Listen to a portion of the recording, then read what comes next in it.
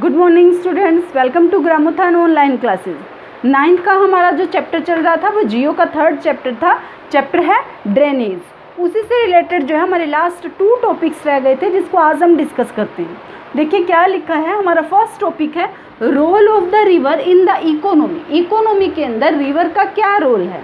देखिए ये इस बात की हिस्ट्री जो है वो साक्ष्य एविडेंस देती है कि जो वाटर है वो जो है, हम ये कहें कि वाटर जो है वो हर एक लिविंग बीइंग के लिए जब वो बर्थ करता है तब से ज़रूरी हो जाता है। देखिए हिस्ट्री में इस चीज़ की एविडेंस है। हिस्ट्री ये बात कहती है कि बहुत पुराने टाइम से ही वाटर जो है हमारा फंडामेंटल ज़रूरत रही है, आवश्यकता रही है।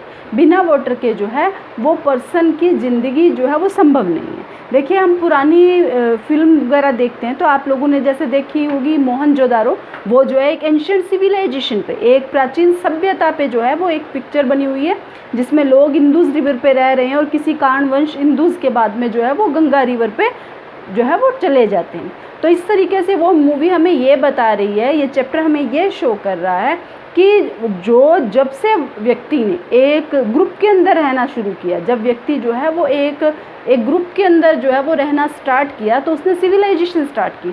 और सारी सिविलाइजेशन जो है वो बैंक ऑफ रिवर, नदियों के किनारे जो है वो बसी हुई है। और उन्हीं जो जहाँ सिविलाइजेशन जो है वो बसी थी वहीं आज जो है वो बड़ी सिटी बनी हुई है। जैसे आप एग्जांपल ले, इलाहाबाद हो गया, आगरा हो गया, दिल्ली हो गया, जो क्या थी एंशिएंट सिविलाइजेशन थी, एंशिएंट सिविलाइजेशन साइट्स हैं ये। और आज जो है वहाँ एक बहुत बड़ी सिटी जो है वो बनी हुई है। तो इस तरीके से हमें ये समझाने की कोशिश कर रहा है चैप्टर कि जो वाटर है वो मोस्ट एसेंशियल, एक हम कहें कि एक वेरी एसेंशियल पार्ट है हमारी लाइफ का। तो नेक्स्ट देखिए हमने पॉइंट क्या करना है। पॉइंट है कि इकोनॉमी के अंदर रिवर जो है वो किस तरीके से सपोर्टिव है।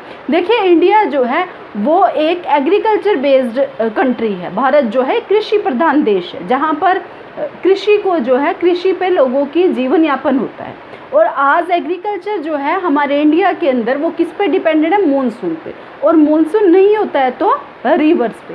तो वो रिवर जो है हमें इकोनॉमी की दृष्टि से अगर हमें देखें तो वो बहुत इम्पोर्टेंट है। तो वो हर एक साइड पे इम्पोर्टेंट है। किस तरीके से देखिए, बाय रिवर जो है वो इरिगेशन वर्क, ऐसा तो नहीं होता है कि जैसे प्राचीन समय से हम ये बात कहें कि लोग जो है वो क्या कर रहे थे, ग्रुप में रहते थे और ग्रुप में रहने के लिए हर एक छोटी मोटी ज़रूरत के लिए वाटर की ज़रूरत पड़ती थी। जैसे उन्होंने भी क्या किया, स्टार्टिंग से इरिगेशन वर्क स्टार्ट किया, क्रॉप को ग्रो करना स्टार्ट किया। तो ऐसे थोड़ी थे, वो शुरू में ही ट्यूबवेल की टेक्निक के बारे में जानते थे कि ट्यूबवेल जो है इस तरीके से किया जाता है, जेट इस तरीके से लगाया जाता है, पानी को इस तरीके से निकाला जाता है। तो रिवर पे डिपेंडेंट थे और वही डिपेंडेंसी हमारी आज तक बनी हुई है। तो आज भी जो है जैसे इरिगेशन वर्क के लिए रिवर जो है वो मोस्ट इम्पोर्टेंट है। नेक्स्ट है नेविगेशन, इनलैंड नेविगेशन। इनलैंड मतलब देश के अंदर नेविगेशन। नेविगेशन मतलब जब आप नदी के ऊपर नाव चला रहे हैं, इट मीन्स वो नेविगेशन है।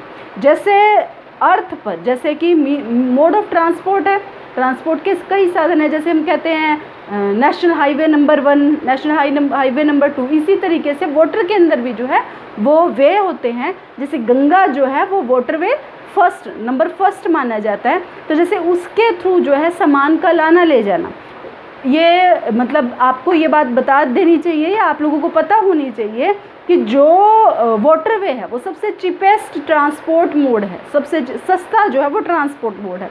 बहुत हैवी लोडेड मटेरियल्स को आप एक जगह से दूसरी जगह बहुत सस्ते में ला ले जा सकते हो। तो इस तरीके से नेविगेशन का वर्क जो है वो इकोनॉमी को सपोर्ट करता है। नेक्स्ट है hydro power generation. Hydro power generation मतलब कि वाटर से इलेक्ट्रिसिटी प्रिपेयर करना, इलेक्ट्रिसिटी जनरेट करना, तैयार करना, बिजली को तैयार करना। तो इसके लिए क्या किया जाता है, जैसे हमने पहले पढ़ा था चैप्टर के अंदर कि इसके लिए डैम्स तैयार किए जाते हैं और डैम्स के थ्रू जो है इलेक्ट्रिसिटी को जनरेट किया जाता है। तो इस तरीके से वो जो है वो इकोनॉमी के अंदर सपोर्टिव है। नेक्स्ट हमारा पॉइंट आता है वो है रिवर पॉल्यूशन। देखिए रिवर पॉल्यूशन के मैंने जैसे यहाँ लिखा कॉजेज और इफेक्ट। देखिए हम ये कहें कि अगर हम कहें मतलब we and our dependency on water, मतलब हम कितने डिपेंडेंट है और हमारी ज़रूरतें कितनी डिपेंडेंट है वाटर से। तो जब दिन की शुरुआत होती है तभी से हमें पानी की ज़रूरत पड़ती है। देखिए अगर आपको एक दिन ये बात कह दिया जाए कि आज पूरा दिन आपने वो वर्क करना है जो बिना वाटर का हो, तो क्या ये संभव है। देखो पानी पीना ये तो नॉर्मल सी बात है, अभी उसमें तो वाटर की ज़रूरत है। पर क्या आप कोई ऐसा फूड मटेरियल ले सकते हो जिसके अंदर वाटर की ज़रूरत ही नहीं पड़ी हो। उसके फर्स्ट स्टेप से लेके लास्ट स्टेप तक। तो ऐसा नहीं है, हर एक मटेरियल को तैयार करने के लिए वाटर की ज़रूरत पड़ती है। बाथिंग, वॉशिंग, या हम ये कहें जैसे हमने का खाना बनाया, हमने खाने में पानी का यूज़ नहीं किया, तो जो मटेरियल आपने उसमें डाला है, जो आपने अनाज डाला है, जो उसमें आपने खाने लायक चीज़ें डालनी है, तो उसको ग्रो करने के लिए इरीगेशन में क्या ज़रूरत पड़ती है, वाटर की ज़रूरत पड़ती है। तो देखिए ये ज़रूरत जो है वो शुरू से ही व्यक्ति की रही है। पानी की ये डिमांड जो है वो एंशिएंट टाइम से जो है वो पर्सन की रही है।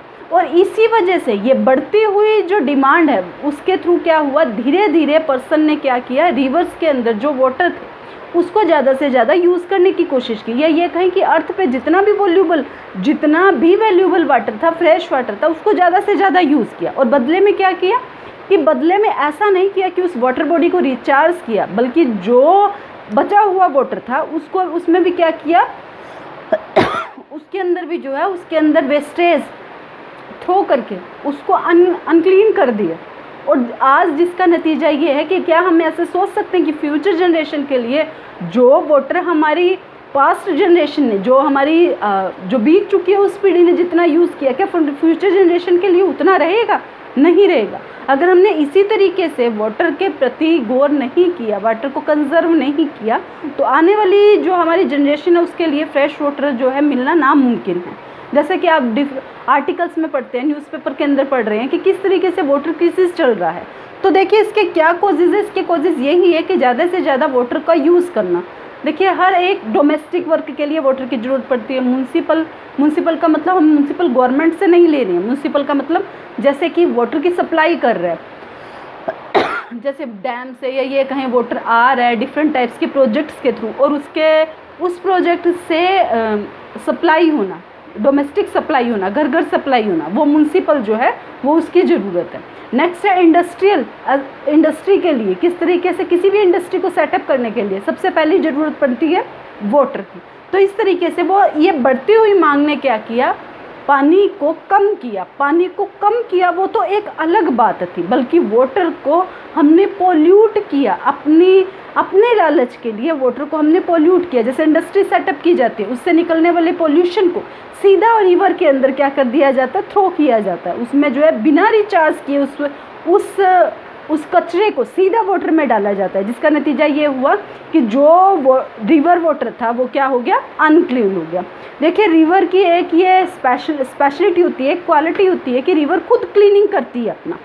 जब तक 20 किलोमीटर एरिया तक वाटर जो है रिवर का अगर अनक्लीन है तो उसके अंदर ये कैपेसिटी है कि वो उसको क्लीन कर देगी। पर क्या आज की स्थिति ऐसी है? आज तो हम ये माने कि 2000 किलोमीटर तक भी वाटर जो है वो अनक्लीन है, तो वो खुद से रिचार्ज नहीं हो सकता है, खुद से क्लीन नहीं हो सकता। इसी चीज़ को इफ़ेक्ट देने के लिए, देखिए इसी चीज़ को इफ़ेक्ट देने के लिए नतीजा क्या है कि इससे ये का क्या इफ़ेक्ट हो रहा है। आज इफ़ेक्ट ये हो रहा है कि वाटर आज जो है वो फ्रेश वाटर मिल ही नहीं पा रहा है, और उसका नतीजा क्या हो रहा है कि हमें बहुत ज़रूरी हो गया वाटर को कंजर्व करने के लिए। इसीलिए गवर्नमेंट ने डिफरेंट टाइप्स के प्लान तैयार किए। देखिए क्या लिखा the river cleaning program, river को क्लीन करने के प्रोग्राम। तो सबसे पहले 1985 के अंदर रिवर क्लीनिंग प्रोग्राम चला था। प्रोग्राम था GAP, मतलब Ganga action plan. Ganga action plan जो वो सबसे पहले चलाया गया गंगा को क्लीन करने के लिए। और आफ्टर 10 ईयर जो है वो इसमें एक प्लान को और जोड़ दिया, गंगा प्लान सेकंड के साथ ही एक बड़े स्तर पे, एक हाई लेवल पे जो है एक प्लान को और रखा गया 1995 में, NRCP, national river conservation plan. इसके तहत क्या किया गया कि सिर्फ गंगा ही नहीं और भी बहुत सी बड़ी रिवर्स को इसके अंदर क्या किया, ज्वाइन किया गया, और उस सभी की रिवर्स को, उन सभी के वाटर को जो है वो कंजर्व करने की, उसको क्लीन करने की कोशिश की गई। और ये जो प्लान है आज भी चल रहा है, इसी तरीके के प्लान आज भी लॉन्च किए जा रहे हैं। तो देखिए ये 2 टॉपिक हमने क्लियर किए हैं। आपका चैप्टर जो है वो यही फिनिश होता है। नेक्स्ट जो है वो इस चैप्टर से रिलेटेड आपके क्वेश्चन आंसर आएंगे। Thank you.